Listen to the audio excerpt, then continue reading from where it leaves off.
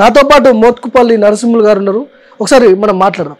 Sir నమస్తే. ముందుగా నమస్కారం. అంతా కుదుటపాటు ఆరోగ్యం కుదరబడతా పర్లేదా ఇప్పుడు?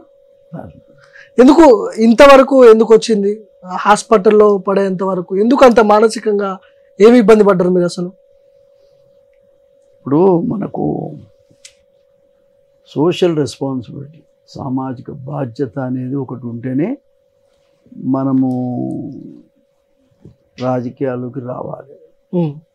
రాజకీయాలంటే ఏదో మనం షోకుల కోసం, ఆస్తుల కోసం, అవసరాల కోసం, సంబరాల కోసం రాజకీయాల్లోకి రాలేదు. నేను విద్యార్థి దశ నుంచి కూడా నేను బలహీన వర్గాలకి, ముఖ్యంగా దళిత వర్గాలకి ఏ చిన్న సమస్య వచ్చినా విద్యార్థులకు ముందుండి పోరాటం చేసినటువంటి వ్యక్తిని.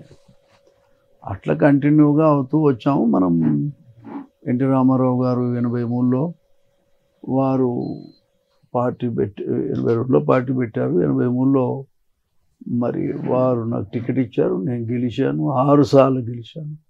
ఒకసారి ఇండిపెండెంట్గా కూడా గెలిచాను. అంత చరిత్ర ఉన్న నేను మనం ఏదో ఎవడు సొమ్ము కావాలను పైరవులు చేసుకొని పొద్దున్న లేచి వాని చుట్టూ వీని చుట్టూ తిరిగే అలవాటు కూడా నాకు లేదు. మరి కాంగ్రెస్ పార్టీని కేసీఆర్ మరి బాగలేడు, చలో భయ్ మారుద్దామనుకొని నేను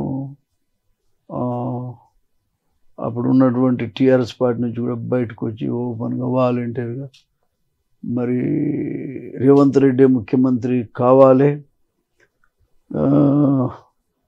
అందరూ కూడా ప్రజలంతా కాంగ్రెస్ పార్టీకి ఓట్లు వేయాలని నాలాంటి వాడు మేము చాలామంది చేసినారు. దాంట్లో నేను కూడా చాలా వాలంటీర్గా పార్టీకి సపోర్ట్ చేశాను, ఆయనకు సపోర్ట్ చేశాను.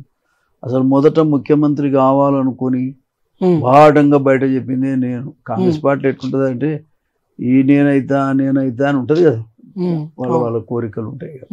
ఎవడు ముందుకు రాని టైంలో రేవంత్ రెడ్డి కరెక్ట్ అనేటువంటి దాని మీద చెప్పడం జరిగింది. సరే గవర్నమెంట్ వచ్చింది, సంతోషం.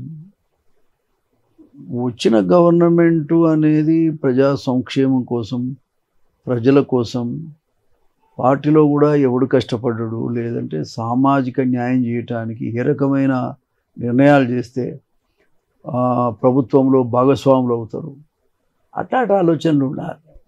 ఏదో నాకు కులం ఉంది కాబట్టి అన్ని నేనే చేసుకుంటా, ఇది ఎవడయ్యే జాగిరి కాదు కదా. కానీ స్వతంత్రం వచ్చినప్పటి నుంచి ఇప్పటి వరకు సరే ఎక్కువ తక్కువ ఎంతో కొంత జరిగింది. ఏది మాదిగలకు, మాదిగలే పెద్ద సామాజిక వర్గం. తెలంగాణలో మాదిగలు సుమారు 80 లక్షల మంది ఉన్నారు. ఆ 80 లక్షల మందిని పక్కన పెట్టి అసలు 3 సీట్లలో 1 సీట్ అన్నా ఇవ్వకుండా అవమానపరచటం, అవహేళన చేయటం మరి ఎంతవరకు సమంజసం? ఇప్పుడు కడియం కావ్యకి ఇస్తున్నారు కదా అందరూ. ఇప్పుడు బోగస్ మోడల్, బోగస్ ఫెలో చాలా మంది, డూప్లికేట్ సర్టిఫికేట్ వేడి బతికిన నా కొడుకులు కూడా చాలా మంది ఉన్నారు. ఎస్టీలై ఈ ముఖ్యంగా కావ్య ముచ్చట ఇక్కడ అవసరం లేదు. She not, Srihari himself is not a Mala nor Madiga, అతను ఏది కాదు. అయినప్పుడు మరి ఆయనకి ఇచ్చినందుకు పంచాయతీ కాదు ఇక్కడ, అసలు మాకెందుకు ఇయ్యలేదు అనేది పంచాయతీ. ఓకే, 3 ఎస్సీ రిజర్వ్డ్ లో ఒక్కడు కూడా మా దగ్గర ఇయ్యలేదు. ఓకే, లీడర్లు దొరకలేదేమో మీ దాంట్లో, బలమైన లీడర్లు లేరేమో, అందుకనే ఇవ్వలేదేమో. మంచి లీడర్లు ఉన్నారు, లేదంటే మనుషుల్ని తయారు చేస్తే. ఇప్పుడు మేము ఎన్టీ రామారావు స్టూడెంట్గా ఉన్నోని తీసుకొస్తేనే కదా నేను ఎమ్మెల్యే అయ్యాను, ఇంతకాలం ఉన్నాను. కాబట్టి ఇవాళ ఏంటంటే ఆ కులాన్ని మొత్తంగానే నామరూపాలు లేకుండా చేద్దామనే ఒక కుట్ర జరుగుతూ ఉంది. అది మంచి పద్ధతి కాదు. మరి ఒక్కొక్క ఇప్పుడు మీరు చూడండి, రెడ్డి సామాజిక వర్గంలో ఒక్కొక్క కుటుంబంలో ఇద్దరిద్దరు ఎమ్మెల్యేలు ఇచ్చారు. అవును, ఏమండి? తర్వాత ఇప్పుడు మాల సామాజిక వర్గంలో మన వివేక్ వాళ్ళ కుటుంబం అన్నదమ్ములు ఉన్నారు, కొడుకుకు ఇప్పుడు అంటే ముగ్గురు, ఒక కుటుంబంలో ముగ్గురు. బట్టి కూడా అదే ఉంది, నాగర్ తర్వాత బట్టి వాళ్ళ అన్న ఇద్దరు. ఇదేం పార్టీ అండి? సోనియా గాంధీని రాహుల్ గాంధీని పీల్చుక తింటున్నారు రక్తం. ఇదేం అన్యాయం కాదు. మీరు కాంగ్రెస్ ఒక నిమిషం, ఇదేం అన్యాయం? పద్ధతి కాదు కదా. పార్టీని ఈ రకంగా అవతల పార్టీ మంచిగా లేదని చెప్పి ఈ పార్టీని తెచ్చుకుంటే ప్రజలు, ఇక్కడ మనం చేస్తున్నదేమి? ఇవాళ టీఆర్ఎస్ పార్టీ గతంలో 2 పార్లమెంట్ టికెట్లు ఇచ్చారు, ఇప్పుడు కూడా 2 పార్లమెంట్ టికెట్లు ఇచ్చారు. అవును. అదేవిధంగా బీజేపీ కూడా 2 పార్లమెంట్ టికెట్లు మాదిగలకు ఇచ్చారు. ఇంకా మరి ఏంది కంటోన్మెంట్ కూడా ఇచ్చారు బీజేపీ పార్టీ. ఇక్కడ సామాజిక న్యాయం చేయి. నువ్వేదో మాకు అవుట్ రైట్గా మాకే ఇవ్వమని కోరేంత స్వార్థపరులం కాదు మేము. కానీ సామాజిక న్యాయంలో న్యాయమేనా ఇది? ఇంతమంది జనం ఉన్నా వాళ్ళని పక్కన పెట్టి ఈ రకంగా చేయటం న్యాయమేనా? న్యాయం కాదు కదా. మీరు మీ తరపు నుంచి ప్రపోజల్ పెట్టిరా వరంగల్ నుంచి? నా తరపున పెట్టితే నాకు ఇవ్వకున్నా పర్లేదండి.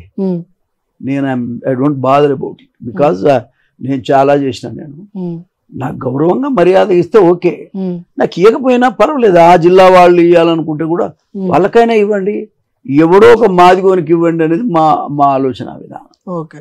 కాబట్టి మొత్తం మాదిగ కమ్యూనిటీ మేము నరికి పారేస్తాం, వాళ్ళ గొంతులు కోశ అవతలేస్తామన్నట్టుగా చేస్తే ఇది భరించరన్నటువంటి బాధ. నా 40 సంవత్సరాల రాజకీయ జీవితంలో 30 ఏళ్ళు ఎమ్మెల్యేగానే ఉన్నా.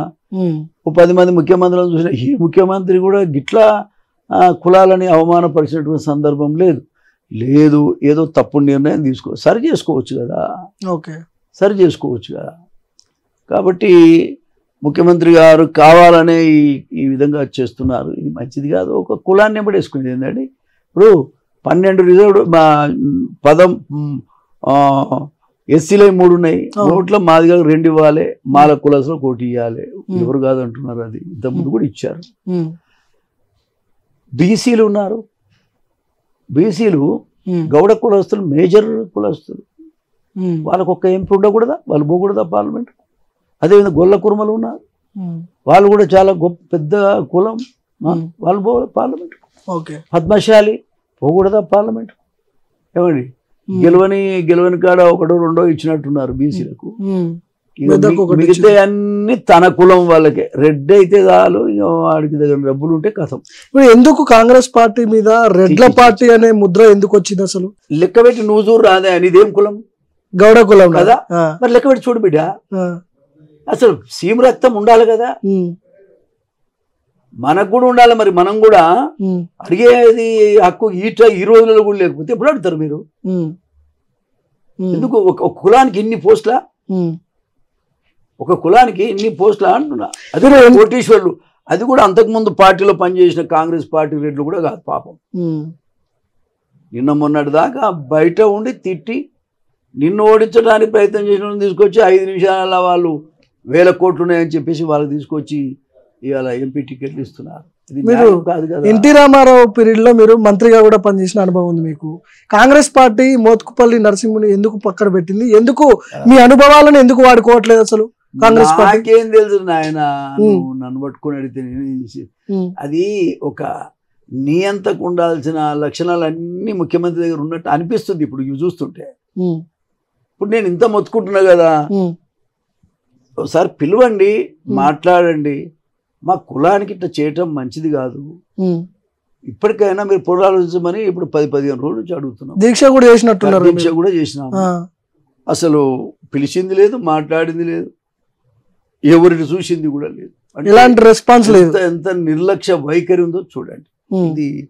ఇది ఏ రకంగా ఆయన నాయకత్వానికి మంచిది? మరి మేము అందరం ఓట్లేసింది ఎందుకు మాదిగలంతా ఓట్లేశారు, ఎందుకు గౌళ్ళంతా ఓటు చేశారు, ఎందుకు గొల్ల కుర్మలంతా ఓటేశారు, ఎందుకు పద్మశాలంతా ఓటేశారు, ఎందుకు కాపులు ఓటేశారు, ఎందుకు వేశారు?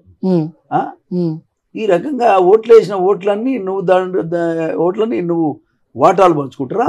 మా శవాన్ని మీరు పంచుకున్నట్టుగా ఉంది. ఓకే, పేదోళ్ళ బతుకుని వాళ్ళ పంచుకుంటున్నారు అంతే. ఓట్లు వేసింది పేద ప్రజలు. కుర్చీల మీద మీరు కూర్చొని మీ ఇష్టం వచ్చినట్టుగా పంచుకుంటారా? ఇప్పుడు ఏమన్నా ఇబ్బంది అవుతుందా? మాదిగా ఓట్లు ఏమన్నా ఇబ్బంది పెడతాయా లోక్సభ ఎన్నికల్లో కాంగ్రెస్ పార్టీకి?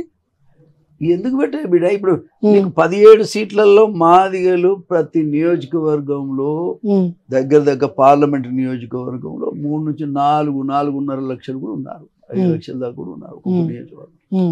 మరి వీళ్ళంతా ఓటు అయిపోతే ఎట్లా గెలుస్తారు? నిన్న అసెంబ్లీలో ఉన్న ఊపు కూడా ఇవాళ లేదు. అవును, నిన్న అసెంబ్లీలో ఉన్న కూడా ఓపు లేదు. ఇవాళ ఈ ఓట్లు కూడా పక్కకు జరిగితే మీరు ఎట్లా గెలుస్తారు? మీరు అది నా బాధ. కాంగ్రెస్ పార్టీని గెలిపించుకోవాలి.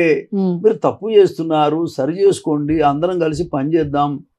ఏమండి, సోనియా గాంధీ రాహుల్ గాంధీని నమ్ముకున్న దానికి కృతజ్ఞతగా పనిచేద్దాం అంటే నో నో నో నో, వాళ్ళ అవసరాలు తీరితే ఈ పార్టీ ఉండని ఉండకపోయినా అన్నట్టున్నారు. ఇప్పుడు దీని మీద మందకృష్ణ మాదిగ లాంటి వాళ్ళు మీ దగ్గర కూడా వచ్చినట్టున్నారు. ఏం చెప్తున్నారు వాళ్ళు? ఏమంటున్నారు సార్? వాళ్ళు అన్యాయం జరుగుతుంది వాళ్ళు మాట్లాడుతారు కదా సార్.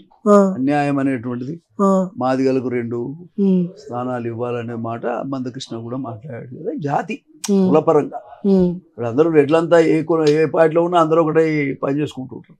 ఓకే, ఈ చిన్న వర్గాలనేమో ఈ ఐక్యత లేక ఈ ప్రాబ్లమ్స్.